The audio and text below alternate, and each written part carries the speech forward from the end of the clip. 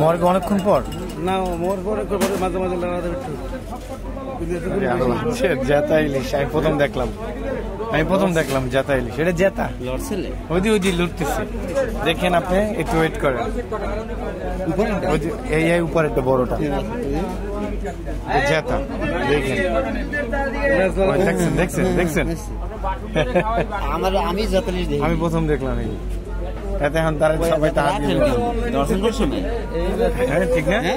এটা সবাই আন্দার বোনাস দিয়ে যাওয়া উচিত।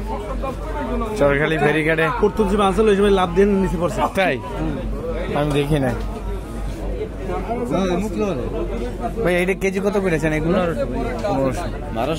1500 জেতা ইলিশ 1500।